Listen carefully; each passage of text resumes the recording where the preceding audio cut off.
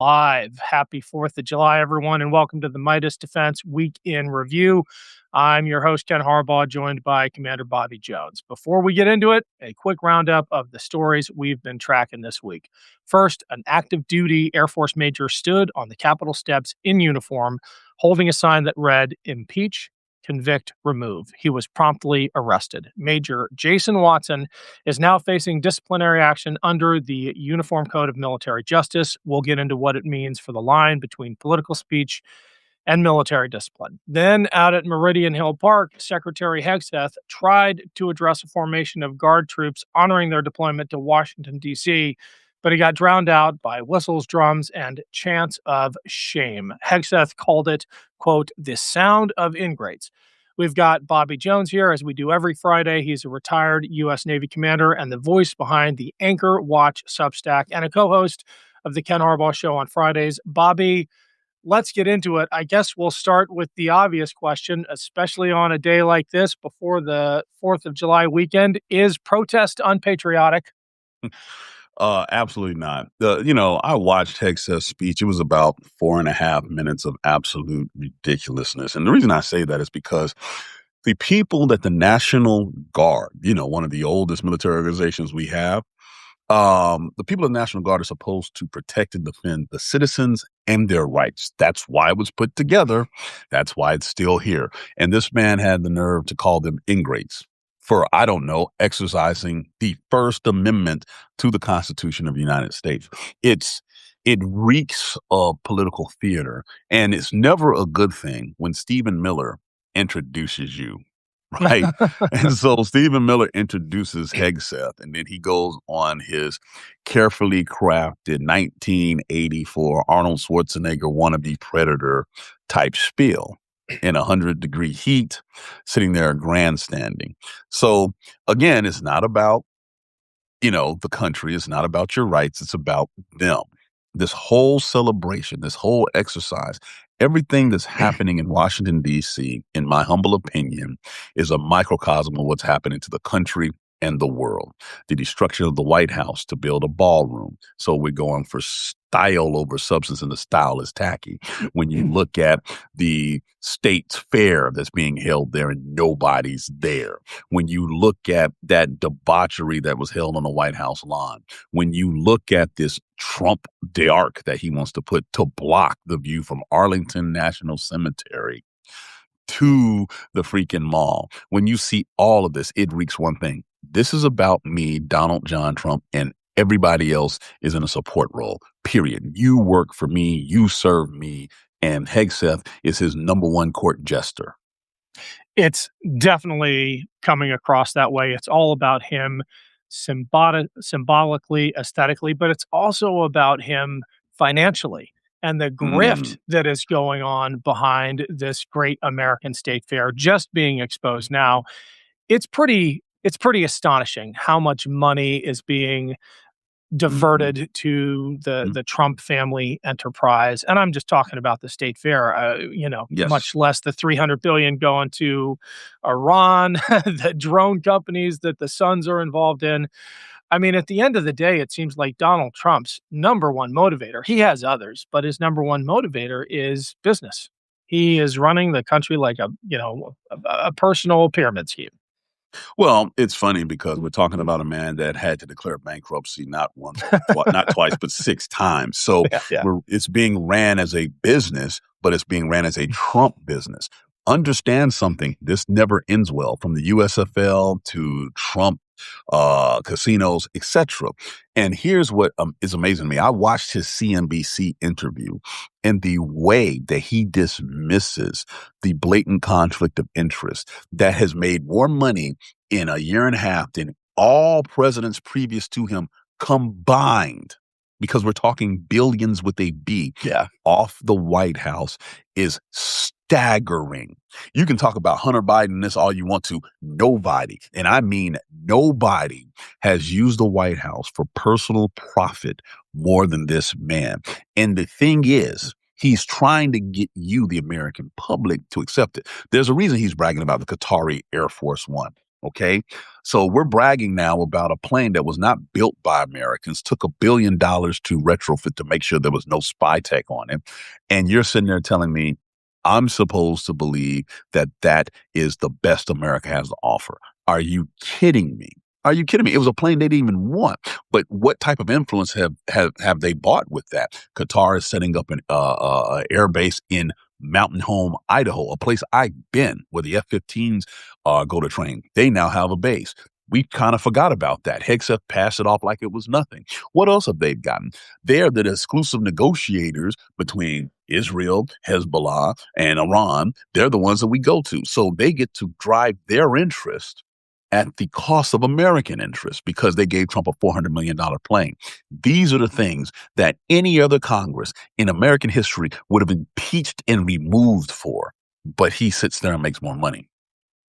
Well, then let's talk about Major Watson because he didn't say anything untrue. I guess the argument is going to be over how he did it. Do you do that in uniform? Do you Right. do that outside the chain of command? Because what he said was accurate. Nothing in his speech was Mhm. false. How did it land with you? Well, I think it was speaking truth to power, and the political costs were well calculated by the major. Here's the thing. You have tons of veterans who are out who are saying things, and what have they done? They've gone after those veterans, right? Yeah, But most importantly, I know from personal experience and personal connection, we have a lot of people that are still in uniform that are beyond pissed about all of this. The morale is low. Make no mistake, he's reflecting a lot of conversations, especially in the officer community when you have generals being removed and admirals being removed left and right for doing their job, following the orders of previous administrations, etc. And it has trickled down now to the deck plates. There are not one, not five, there are 24 U.S. naval warships in the Fifth Fleet AOR right now. 24 and none of them know what the hell they're doing there. There is no strategic objective. There's no yeah. strategic goal. They cannot pull into any of the ports. This is why you have an Air Force major like, the hell with it. I'm willing to toss it all to bring attention to this, begging Congress to do one of the 17 jobs the Constitution says, and that is provide oversight over the commander in chief. Do I like the fact that he had to do it in uniform? I don't. But desperate times calls for desperate measures. We have the National Guard as an occupying force in Washington, D.C. We have 50,000 troops in the Middle East that are displaced and do not know what the strategic objectives are. And you have an American public who are paying the price for these decisions while the military family has reached a new high in joblessness and cost of living increase is directly impacting them. That is where we are, ladies and gentlemen. What Major Watson's action also exposes is the man, it's almost too much to say cowardice. We're getting to that point though, but where are the generals? Where are the retired flag officers? Where are the four stars who know everything that Major Watson knows, but have not seen fit, with a few exceptions? I mean, General McChrystal's interview Right. with David French was brave. It Yep. was really unbelievable, calling Pete Hegseth, the Secretary of Defense, a failed, disgraced major Yep. in the Guard. There Yep. are a few examples like that, but there are hundreds of 3 and 4 stars who know that this is wrong, and they're leaving it to a major, an O4 on active Mhm. duty with everything to lose to climb those Capitol steps and speak out. Well, sometimes it's not about the rank, it's about the goddamn mission and the courage, right? Our military historically has been driven by the heroic acts of those who aren't generals and admirals. Don't get me wrong, there have been admirals and generals that have stepped forward, but it's always been lower ranking people, lower ranking enlisted that win the Medal of Honors, lower ranking officers that take the risk at like midway, etc. You have people who are wired different. Not many of us, but a few, and I'm thankful for them. That being said, I think the dam is starting to break, Ken. I saw, Admiral McRaven has now come out and Yes, just that's right. blasted these people, except McChrystal. The Wu-Tang is coming because here's the thing you need to understand, people. The guys that are getting fired now, the men and women that are flag officers, admirals and generals now that are being fired, have been mentored by these retired generals and admirals personally. They know the character of these people, but most importantly, they are dedicated to the nation's defense. And at some point, this muscle that we have developed over 200 some odd years of flags not saying anything to current administration, because that is a thing. That is something that is taught and learned. That muscle is now being loosened because they realize the entire force is at risk. There's a reason why all those ships are there in the Middle East now. We're talking about, and it's been reported by the New York Times, that, hey, they need to have the option of a full invasion to go into Iran if this continues. Strategic oil reserves are low. The strait is basically still closed. We are about to hit the end game here, which is why you have that many ships and aircraft in the area. So these generals and admirals that are retired are now speaking up because they understand the significance of what's about to happen. That's a great observation because it struck me a couple of months ago when Mattis finally spoke up that the Yep. trigger for him was seeing his Marines about to be sent into Karg Island without any of the protection from the drone swarms that they would need, and God knows what other threats the Iranians have amassed. I wish it had been the threat to democracy that moved General Mattis to speak up. I wish it had been the threat to basic civil rights and what's Mhm. happening in Minneapolis and cities and towns all across the country. But it looks like even people like Mattis have their line, and the gross misuse of the American military might be the breaking point for some of them. And we're approaching it. I mean, we've already crossed that Rubicon Mhm. when it comes to the boat strikes in the Caribbean and the Eastern Pacific.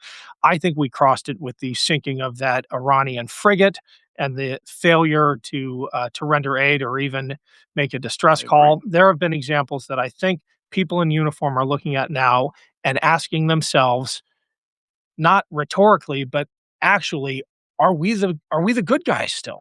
Exactly. The two things that, just listening to you bring up these points, Ken, which are great points that jump out. Number one, the reason the Mattises and those of the world have not really spoken up about the domestic thing is because the generals and admirals and someone who's an EA to one, they look at that as domestic policy, which is out of their wheelhouse. But you're absolutely right, especially with the National Guard deploying.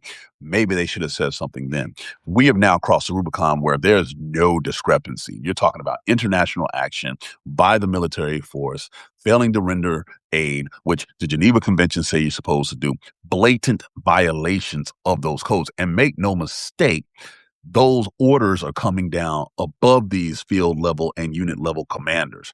Hegseth told us the rules that restrain our forces from winning are no longer viable. What does he mean? I'm violating the Geneva Conventions that we had to figure out painfully after World War One. So if you sink a ship and you're a sub, bye, good luck. Have fun with the sharks.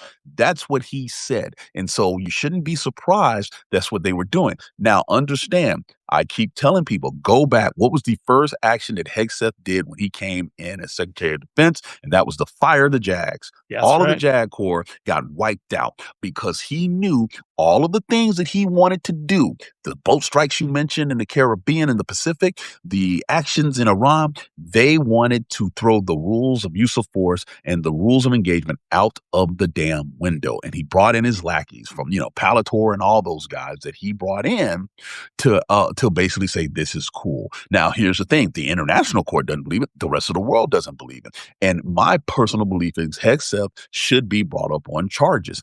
Full stop.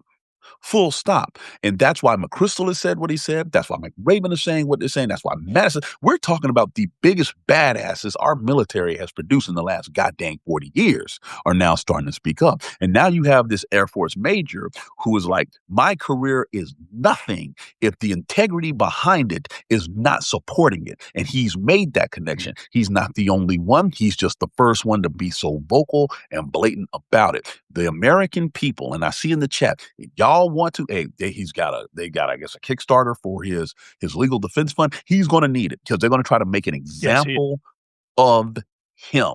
And granted, is he wrong technically? Yes, he is. Is he wrong morally? Hell no. And ladies and gentlemen, that has been the difference between the United States military for 250 years and everybody else. Because God dang it, we try our damnedest to stay to a code of something that is higher. That's why we take the oath. And the first thing that man did was recite the dang oath before he got taken into custody. And the last point I'll make about it, that oath for officers is different than enlisted. The It ones is. with the enlisted, they mention to obey the orders of the presidents and the officers above me. There is no such clause when it comes to the officers because the military officers are supposed to be the last line of defense between the United States and the people and a tyrannical commander in chief. That's why we don't pledge loyalty to obey the orders of the president. We have to do the right thing. And he did that, and it's going to cost him. Pete Hegseth has been doing all of this performative BS, the talking about stupid rules of engagement and diminishing the Geneva Convention. He's doing all of that with this idea of lethality in mind and combat ineffectiveness. At the same time, he's implementing policies like no flu vaccines at boot camp, and we're seeing cadets and recruits in San Antonio drop like flies. One of them is dead. We're not sure yet whether it's from complications of the flu, but hundreds were sickened during basic training. And it just puts the lie to this notion that any of this is really about making the military stronger. Right. This. He can't win an actual war, so he's trying That's to fight a right. cultural war. And he's losing both. Because here's the deal. Science is science. Okay? It is what it is. I would love to sit there and tell you, yeah, if you don't take a vaccine, that the force is going to be fine because you can pray it away. Okay, sure. We have just presented you the evidence that you're an idiot. Okay? And you quietly, no press conference, no speech about how we're going to take out the enemy of influenza. No, bitch, you lost. Science. Science. So Science. so now we're watching them have to retroactively go back and do this. Him and Stephen Miller are very similar, where they will go over the top and then walk back stuff and act like they had nothing to do with it. But make no mistake, this is the social media age. We have the receipts. We have the receipts. And when you really think about this, both Trump and him talk about how we won the war militarily. I will continue to say this. Then tell those 24 ships that are in the Middle East to pull into ports in the Strait of Hormuz and in the Persian Gulf. I'll stand by and wait because when I was in and I got out in 2023, we could pull into any port we wanted to in the Fifth Fleet area of responsibility. So if we won, go ahead and pull up, as the kids say, pull up because we can't. So you can't believe anything that they say. On top of that, the casualty reports that have been lies from day one. You talk about someone may have died with the influenza thing. We don't know how bad it is. And now you have the parents of military members speaking up in detail. You've got a guy that was riddled with shrapnel, and now you're saying, oh, he had a concussion. Yeah. Come on.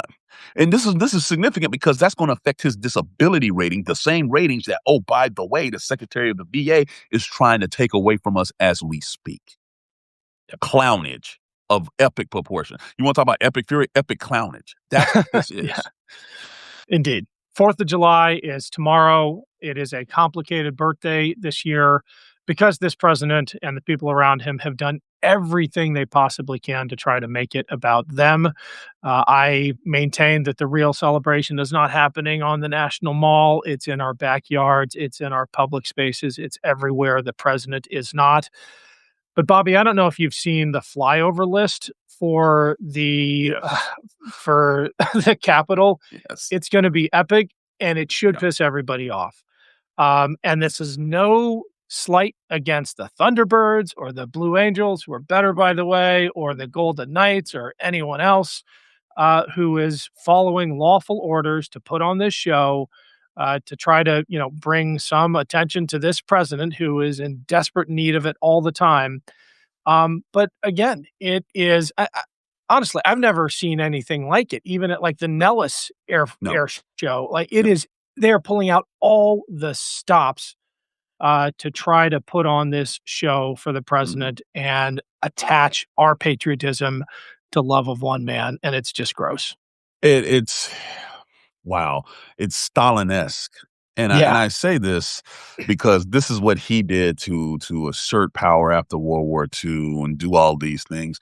What's unfortunate is he's having to do this because, when Vanilla Ice and Young MC turn you down, I don't know what else you got left, dog. I mean, look, your state fair looks like literally a ghost town. It is tragic. And for historians to look back on this in a few years and be like, at the 250th anniversary of the United States of America, this is what we saw. It's gonna be ugly. There's no way you can explain it. There's not gonna be any way to AI your way out of this. It's horrible. So he's got to do what he always does, use the military as political backdrop and a physical beard. Because once again, the man never served. He went out of his way to dodge. This is why he has Hegseth in the front of the Department of Defense, because he talks the big game. And don't get me wrong, like you said, all those pilots and stuff, would it be cool to see it? Sure. But the residents of DC are just going to sit there and just get pounded with this noise for freaking whatever. If you really want to see something that motivates you for July 4th, take a look at the U.S. men's national team in the World Cup right now for Yeah. soccer. They are the combination of two major things. The 14th Amendment, which got Birthright citizenship. birthright citizenship, because you Yes. have our number one scorer born in Brooklyn, raised in the UK, and is of Nigerian descent. All of these zoos. And number two, the United States military, because a significant portion of that roster was born to service members overseas, in Germany, for example, and they were in those academies. You don't get this magical run without the diversity that they hate, without the 14th Amendment, which they loathe. Without that, America has nothing to celebrate. And I think it's like divine intervention that these boys are finally showing up in a tournament at this time in our country for the 250th, when this other guy is trying to create all these distractions that no one gives a damn about. So yes, I am thankful for the 14th. I'm thankful for the military members that had these kids, and we are kicking ass and taking names in the World Cup, shocking the world. It is astonishing that the president has yet to attend a match, if I'm not mistaken. I have Right. read reports that the White House is in panic mode over even sending him to the final to award the Yep. trophy, Yep. because soccer fans can't be easily controlled. They Mm-mm. are not obedient, No, as they will boo as the I hell out of him. observed. They will boo the hell out of him, and he has it coming unless they somehow manage to engineer the crowd in attendance. I think the administration bit off more than it can chew with this World Cup. My favorite are the Aussies and their Yep. chant, which they've been. I I don't Yep. know what FIFA is thinking, but you can't order Aussies to stop saying something. And their go-to chant is, what is it? The Aussie boys are on a bender. Donald Trump's Yes. a sex offender. And yes. Yeah. Um, They don't give a so damn. they don't give a damn. And it's about time that, we picked up some of that rhetorical courage in how we are speaking out. I mean, Major Watson displayed both rhetorical and real courage. We're getting a bunch of questions in the chat about the GoFundMe for him. If someone can find it, I'm terrible at multitasking, but please put the link in Mhm. the chat. Also got a question about the pilots of those flyovers. Yeah. They're not doing anything illegal. It is a totally legal order to Said fluff the president. Sorry to put it that right. way, but they Right. have to follow that order. Right. They are not, I mean, they're not doing anything wrong per the UCMJ.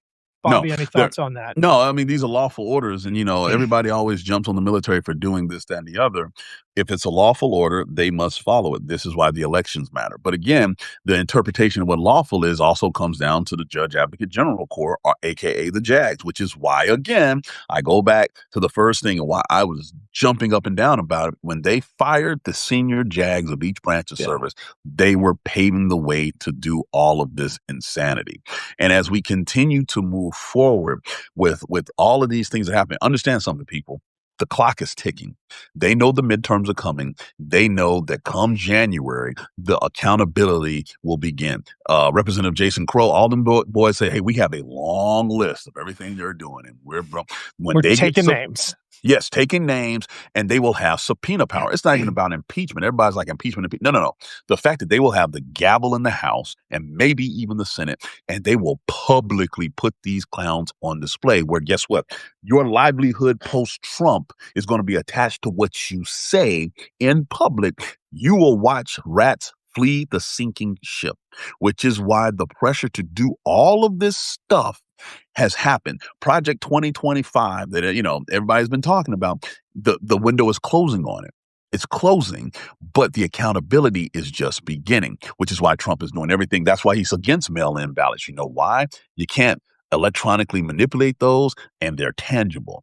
Even though that means if you get rid of mail-in ballots, the military may not be able to vote. He doesn't care. It's about, I need to control the vote count, because that billions of dollars that's just been reported, oh my gosh, the ethics committee and all that will be all over that like a hobo on a ham sandwich, because they had to broadcast it. And so now that's why Todd Blanche, the acting attorney general, tried to get that exemption for any Mhm. investigation on Trump's taxes, because they know, again, Wu-Tang is coming. It's coming, and there's not going to be a damn thing they can do about it. So this is all coordinated and connected, and everybody watching just needs to pay attention to how the midterms go, and then who's named to what committees afterwards. Because boy, it's going to be bring your popcorn appointment That's right. viewing. Talk about fireworks. That's the real show, Yes. folks. And we're going to end it here, Bobby, because I've got Bridget Brink in 5 minutes, one of Mm, our mutual favorite candidates, endorsed by VFRL. And she is going to help flip the House in, I believe, Michigan 7. That's not alive. We'll release that episode in a couple days. But thanks, everyone, for joining. Bobby, as usual, thanks for joining. Happy 4th of July weekend, everyone. Be safe. no problem. No problem. Happy 4th, everyone.